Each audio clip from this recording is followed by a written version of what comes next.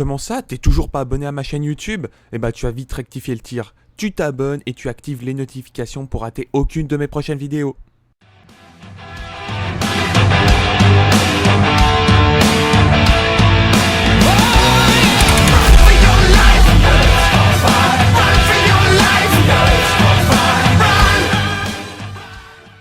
Hey, salut les gens, salut tout le monde, salut et tout, comment allez-vous? Écoutez, moi je vais super bien.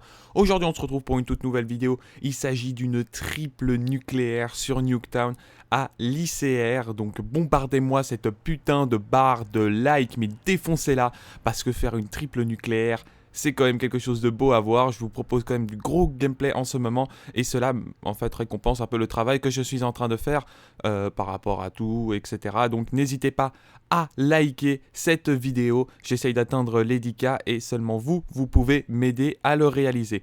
Donc aujourd'hui, on va parler de la meilleure classe, la meilleure arme sur Call of Duty Black Ops 3 en hardcore, et il s'agit de l'ICR-1. Je n'ai jamais vu une arme aussi puissante. Même ceux qui sont sur mes lives, etc. savent que je joue très souvent à l'ICR. C'est une arme qui fait vraiment très mal. Après, il y a un petit souci, mais ça je vais en revenir après. Je vais donner les avantages et les inconvénients de cette arme. Donc laissez-moi d'abord vous donner ma classe. Donc ma classe c'est viseur hello, cross, chargeur rapide et canon long. Et certains vont me dire non mais canon long ça sert à rien. Je vais en revenir juste après. Voilà, après j'étais avec surcadençage, pillard et fonceur. Je pense que c'est voilà, c'est ma classe base. On va dire ma classe base, je suis toujours avec surcadençage, pillard et fonceur. Et bien évidemment un C4, j'allais dire une C4, un C4. Normalement je dis chaque fois une, donc j'essaye de rectifier un peu le tir.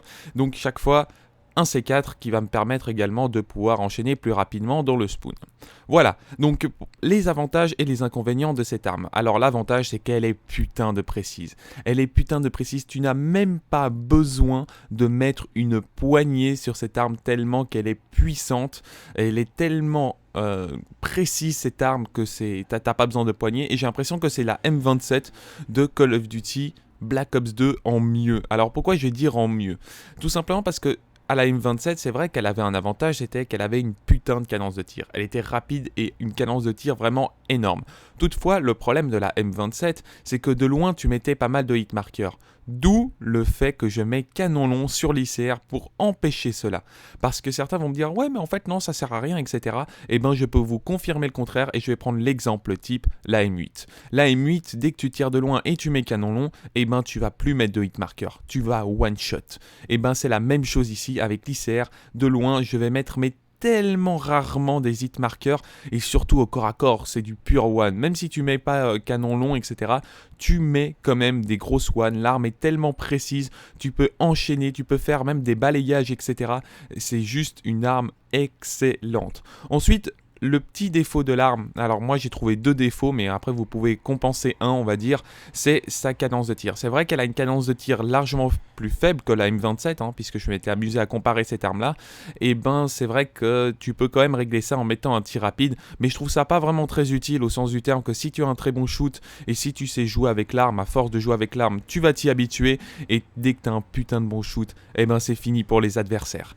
Ensuite, le petit défaut, c'est que moi je l'utilise en tant que SMG, et c'est vrai que face à une maniabilité comme la Razorback qui a été up très récemment, et ben c'est vrai que c'est pas le top.